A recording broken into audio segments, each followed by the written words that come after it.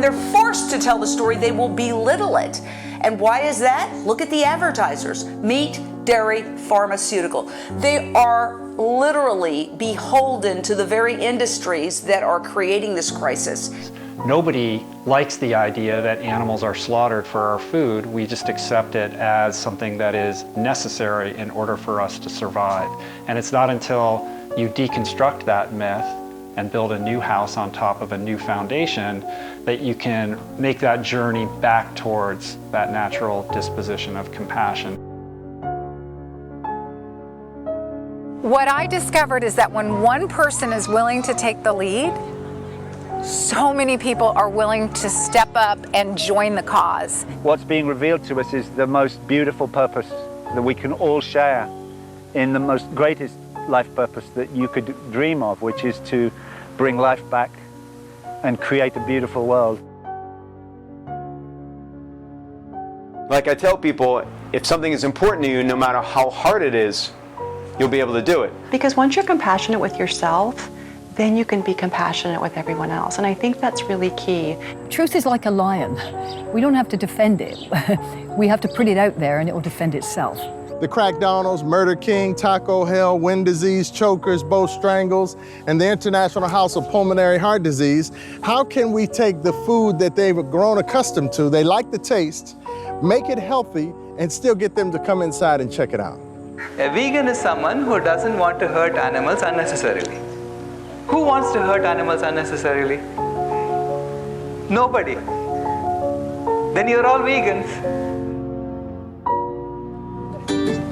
All around this great big world, I'm gonna let it shine all around.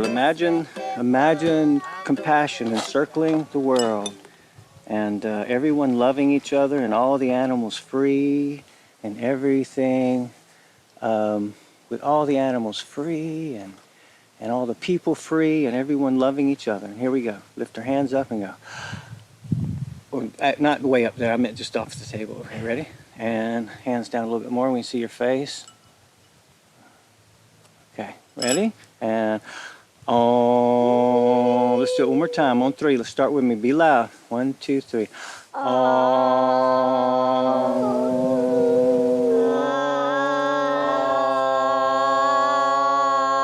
I got a potato. This is my daughter, Melody. She was the inspiration and the star of the documentary A Prayer for Compassion, where we explored the teachings of compassion at the heart of many of today's spiritual and religious traditions. It was her birth and discovering the devastating effects of animal agriculture on the planet that motivated me to make the film. Because as a parent, I'm very concerned about the world that our children and the children of all species are going to inherit. The lifestyles that we're choosing to live has totally disrupted the natural balance of the planet. According to a 2020 report by the World Wildlife Fund, human activity has wiped out nearly 70% of the planet's wild animals in just the last 50 years. And if we continue down this path of normalized violence, we're on track to eradicate all of the Earth's wild animals in less than a decade. We are climate healers. Welcome to a vegan world. Welcome to a vegan world. Welcome to a vegan world by 2026.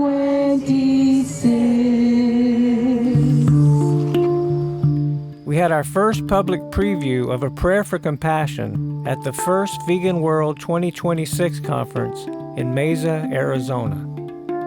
The conference was organized by Climate Healers and its founder, Dr. Sailesh Rao, who is a system specialist and was one of the team of electrical engineers who actually created the internet. I went through something very similar with the internet. We did exactly the same thing during the internet era. A whole bunch of people got together and we decided to create these documents that list out the best practices for how do you make any connection on the internet. Just best practices. In most cases, we just took what was already there and said that seemed to be the best way to do it. And we endorsed it. And wherever they didn't know how to do it, we actually set up a task force and we figured out how to do it. And we wrote up this document and published it for free. So it was all done by volunteers. The entire internet was done by volunteers. So we all got to these meetings and we had to take off our corporate hats. We had to work as individuals. And our work product had to be given away. It was all open source. So that's the how of what we did in the internet. And that's exactly the how of what we are going to do for Vegan World 2026. Yes. I just wanted the chance to publicly thank all of you for working on this film. It's meant so much to me personally. And when I've watched it, it's like I don't feel alone. I just resonate with so many of you, and I just want to thank you for that. This is actually, it's a gift to everyone because you can use this film as a tool in your communities to do this sort of faith-based outreach and share it. This is what it's for. After the preview screening of A Prayer for Compassion, we had what would be the first of many Q&As that I'd soon be giving. What's that falling on your head? Snow! Did you finally find snow in New York? Uh-huh. After 6 years of looking, you finally found the snow? Yep. You like it? Uh-huh. Melody and I traveled to New York City for A Prayer for Compassion's world premiere and shared an Airbnb with our friends Maya and Carrie, who were also in the film. And Melody finally got to play in the snow for the first time. Some called it my nose.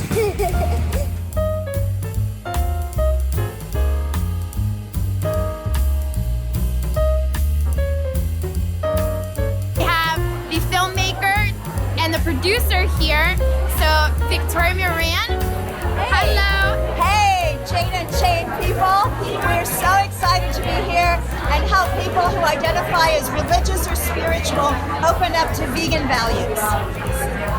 Hey, we're so excited you can join us tonight. We're having such a wonderful time. There's so many compassionate souls here, so many incredible people that were in the film and people that just have gravitated to this important message of compassion for all beings. Maya just flew in from Israel and arrived last night. Exactly, straight to the premiere. Great to be with you guys. It's awesome over here. You're excited to be here? Super excited. Super exciting. It's just to see something from an idea to come into reality and to see all this festive and vegan feast over here. It's amazing. For all the work we did to have the premiere and have it be sold out with 479 seats in the theater, it's just incredible. Really excited to be here. Everybody, please go and see A Prayer for Compassion as soon as you're able to. There are going to be screenings all over, and after the screenings, then it's going to be available.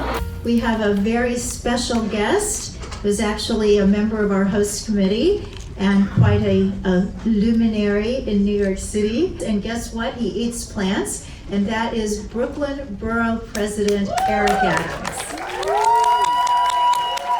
For 22 years of my life, I spent being a protector and server of the city as a police officer, and I wore bulletproof vests protecting the children and families of the city. The latter part of my life, I'm going to wear that same psychological bulletproof vest as I protect the animals of this country. I love your word about evangelicity. Let's say it.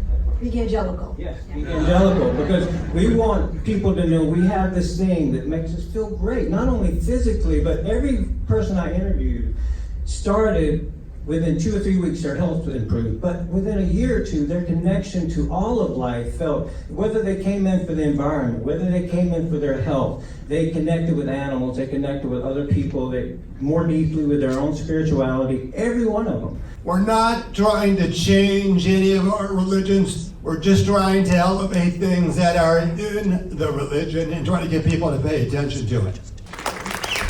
Believe it or not, churches work on money just like most other businesses. And you're getting this from a pastor, so you can pass it on now.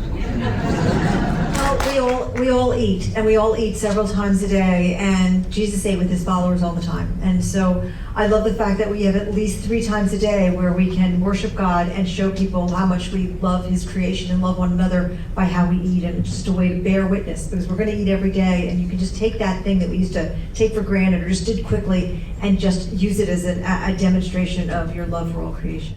Hey, my friends, I got something to tell. I got a tip that will help you stay well. Now is the time to go vegan. It'll help you feel young and healthy again. Not only will it help you, it'll help the ecosystem too. After the premiere, Maya followed us down to Florida and we spent some time at Ruderville.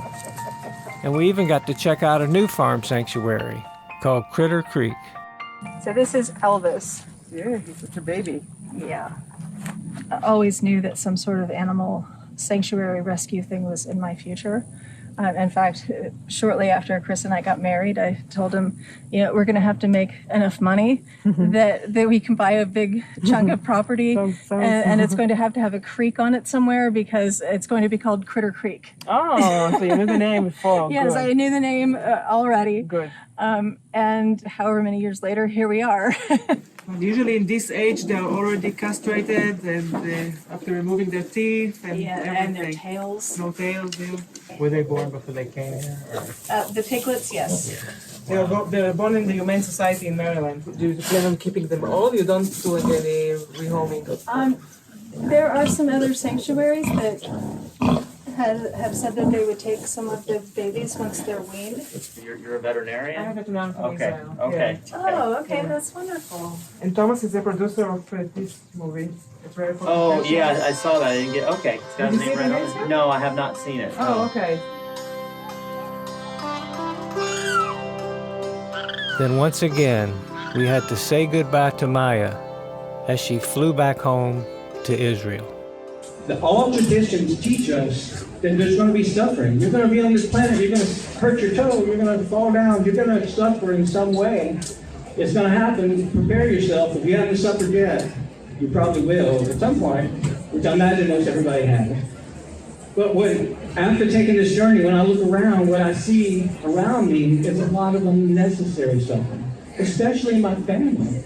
I'm seeing people heal themselves of arthritis and of cancers and of heart disease and of all of these conditions, while I'm watching my family, people who are my age and younger, and going into the hospitals and having surgeries, having things cut out of them, having stents put in their heart, having all of these things done that I know are unnecessary.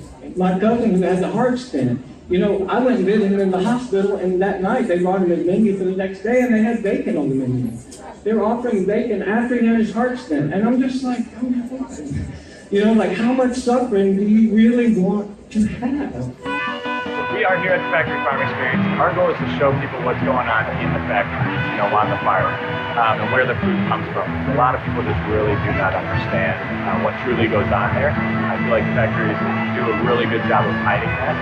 So this is an experience for people to walk through to be able to understand where their food really comes from. The fish, the cows, the pork, all of the above.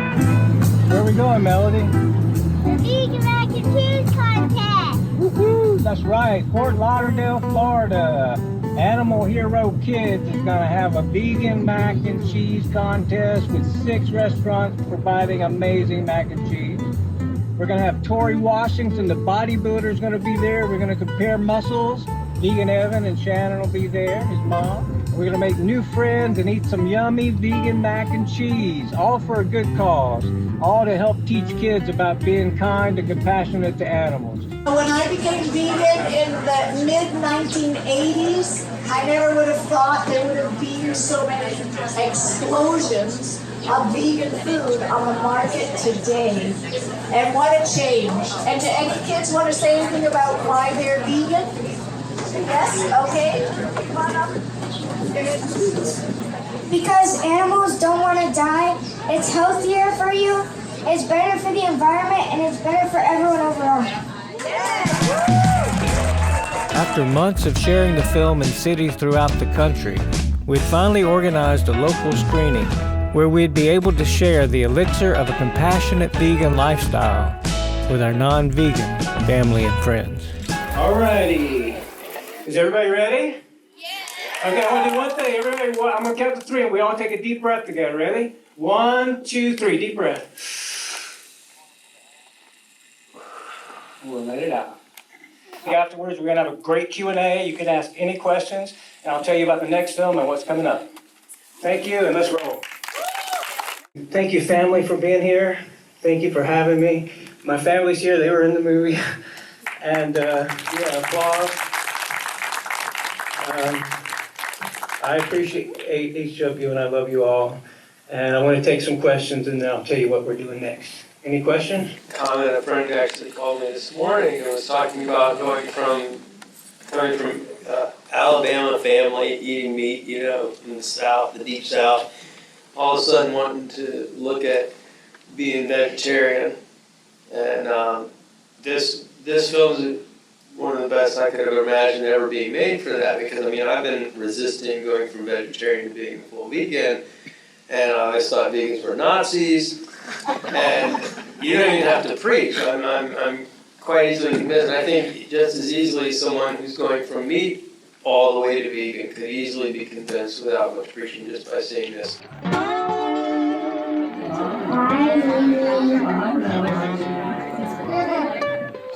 Though my mom and dad and the rest of my family said they loved the movie, none of them were ready to give a vegan lifestyle a try. Where are we going?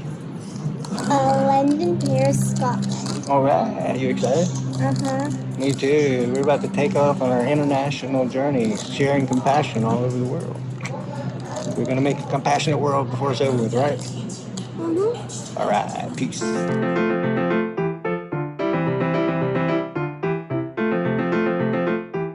Plant-Based News and Brightzine invited us to visit the UK for a London premiere of A Prayer for Compassion at the Prince Charles Cinema. This is a very interesting and special film. It's quite a different film, so it's quite a challenge to encourage people to come and watch it, because it's not often we talk about spirituality, religion and veganism, but it's a wonderful film and I think will change many lives. And I'd like to obviously welcome the director, Thomas Wade Jackson, on the stage to talk about the film before we begin, and then we'll go straight into it. Thank you. Hello, cheers, London, cheers. If you haven't been to Genesis, we found Genesis today. What a treat. By the way, I asked the guy, I said, is this because of the verse in Genesis? And he didn't know, but when I saw Adam and Eve, yes, Genesis 1:29, everybody. And you'll see that in the film tonight. That's why I brought it. I just want to let everybody know I'm so grateful that you came out tonight. It's just really beautiful. This is mine and Melody's first trip to London, and we're having a wonderful time. Everybody's been wonderful in the vegan food. Oh my Lord, like everywhere you go. So anyway, the film is hopefully inspiring with a little bit of stuff that most of you already know. And if you don't know it, you should sit still and take it in and meditate on it. Thank you. After the screening, one of my animal rights activist heroes, Earthling Ed, joined us on stage for our Q&A. The first thing is to educate yourself, and then to practice. And so I always say, practice getting these arguments out, practice how you speak to someone, get your partner to say something to you like, oh, protein, and then you respond to it going, protein with the nuts and seeds and grains and legumes and the green vegetables. And so just get used to saying information. I think part of the problem is often we get ourselves in a dialogue and someone says something and we're like, oh God, what do I say? We're the vegans, all right. The next day, Melody and I got a chance to take in some of the magic and charm of London before we boarded a very crowded train bound for Aberdeen, Scotland. Once we made it to Aberdeen, we stayed on the rocky coast of the North Sea, right next to the remains of an 800-year-old castle, with our new friends Vishnu and Rebecca, who had organized our Scotland premiere with Vegan Outreach Scotland. I started out trying to save the planet for our children, but in the end I came away going, there's so much unnecessary suffering, and it's all caused by the dollars we're laying down, the choices we're making, And if we meditated a little bit, decided that we should take care of our body temples, like every tradition that I explored has common things. Take care of your body, because the temple, it's a temple for the spirit. We're all connected by that spirit. That spirit animates everything. Whatever you want to call it, it doesn't matter. It doesn't care what you call it, but it's in you, and it's more solid when you're in alignment. So I know I'm preaching right now. From Scotland, we flew to Paris, France, where a screening we were planning had fallen through, so instead we got to be tourists for a day before heading back to Florida and our home in the woods. She was 3 years old, and her mom and side of the family, they're not vegan, but she lives vegan with both sides because she chooses to. And at 3, I said, I love you no matter what you do. I want you to know this, And she said, I want to be vegan. And I said, why do you want to be vegan? And she said, because vegans are cool. And I thought, that's pretty. And then she said, and I trust vegans. And I thought, you're right. They'll never eat you. You know that. I flew solo to Los Angeles for our LA premiere.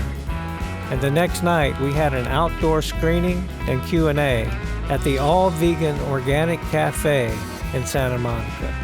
If you're familiar with the distinction between a Torah principle and a rabbinic principle, a Torah principle being elevated above a rabbinic principle, the rabbis elevated the concept of tsar balei chaim, not causing pain to animals, to being a Torah principle because of how many times it's spoken about in the Torah regarding treating animals properly. The idea is to get these leaders to address this issue because it's like an elephant in the room.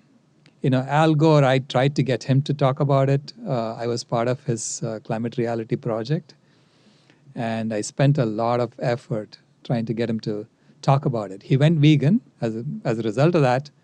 All of his training is vegan, so anyone who goes to his training is now only getting vegan food. But of the 541 slides he gives to his people, there are 0 slides on veganism. You're live on Lunch Break Live with the amazing director of A Prayer for Compassion. Tell us who you are and what you're doing here in California. My name is Thomas Wade Jackson, and I'm here. Last night we had the LA premiere for our film. It was an amazing premiere. And we're going to make some ooey gooey pasta. My daughter, who inspired the film and who is in the film, this is one of her favorite dishes. Okay. And it's my specialty, so let's do it. All right, let's do it. There's a reason they call it the Food and Drug Administration. First, they need you to eat the bad food. Then they need you to get sick. Then they can sell you all these drugs. And we're starting to see how toxic the system is. And it's got to the point where the smart money is starting to see, hey, we all have to transition to a plant-based society because it doesn't matter how many billions of dollars a company or an industry makes.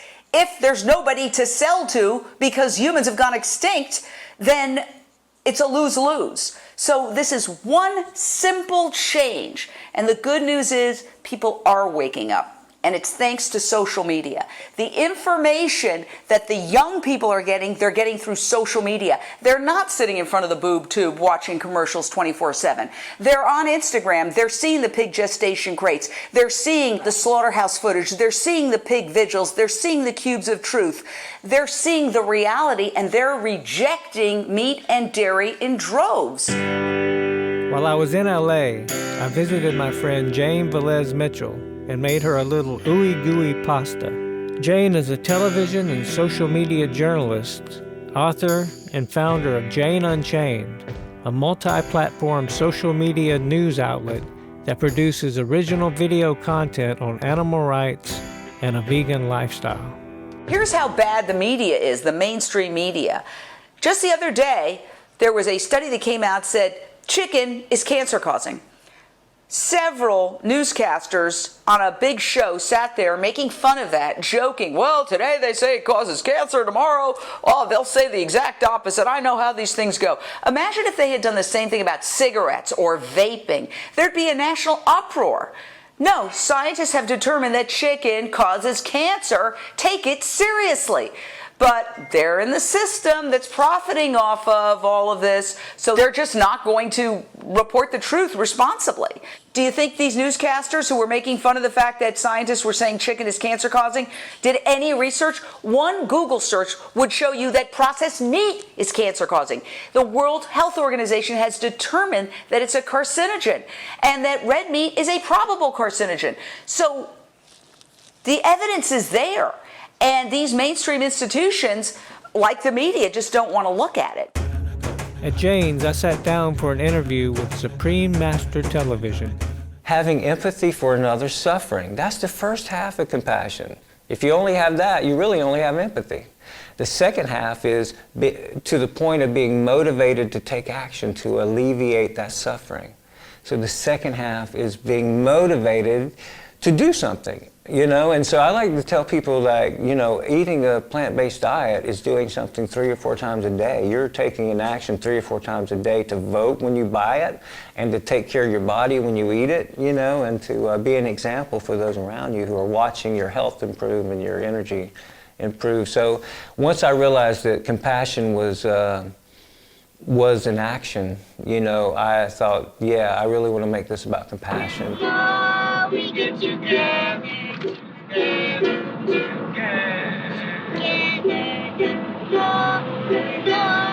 get together,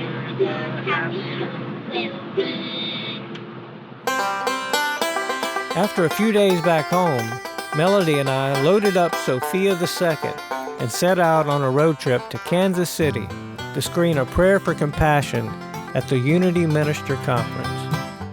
I look at my role as awakening people who already have spiritual values of love and peace and harmony and mercy and all of those things. I know that when you live in alignment with that, in your actions, that everything changes inside you. Your body, your temperament, your everything. And you just feel so good and do a lot less projecting of what's wrong with the world. You feel more at peace with things. And so I look at my role more as awakening people versus telling them that mediating is bad. We think we're good people. We like to call ourselves nice people. And yet this insidious thing that we're doing, exploiting animals whenever we're eating them or wearing them or using them for entertainment, sometimes I think that dissonance in our soul results in some kind of unconscious self-loathing. Like we don't even know it's there. And that's another way that getting aligned with our values and our beliefs is it's a radical step in self-love. We release all of that dissonant energy and it allows us to just love ourselves. While at the conference, I had the honor of meeting and interviewing Rev Carol Saunders, an ordained Unity and Interfaith minister and the host of the Spiritual Forum podcast. She is also a vegan animal rights activist. When Jesus went into the temple, and the story goes that he was upset at the money changers. But if you really look at scripture, he went in there and he turned the tables and he freed the animals. If you look at the scripture, Jesus did the most bold thing there is to do, to go into the temple and free the animals. And he ended up getting killed for it. Hello, Tar Heel, North Carolina. We are the Save Movement, and we are here for the animals going to slaughter. We are here for the chickens going to Sanderson Farm Slaughterhouse. We are here for the pigs going to Smithfield Packing. And we are here for you who work for animal agriculture and deserve better. Animal agriculture hurts people, it hurts the neighbors. It hurts animals who are in CAFOs and who are going to slaughterhouses.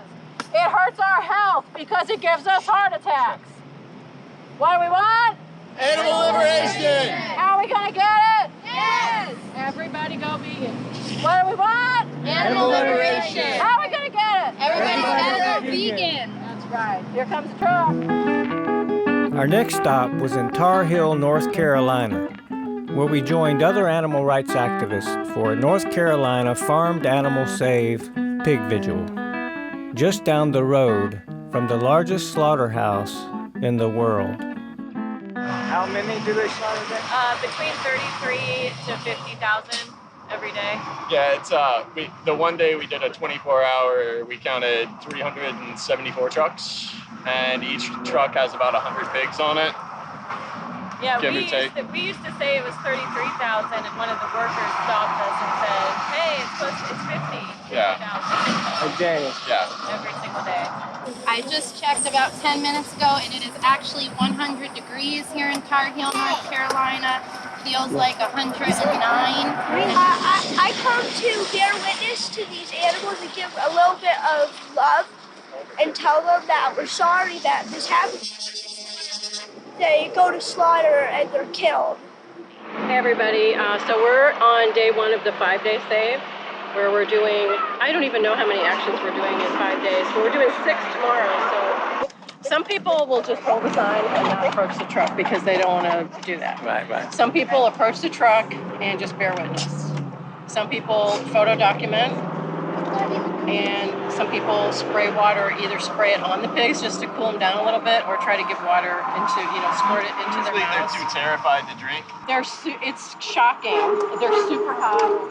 On a day like today, they're in heat distress. They're in a metal box they can't get out of. So This is Thomas Wade Jackson, filmmaker of the newest amazing vegan documentary that is changing so many hearts and minds, A Prayer for Compassion.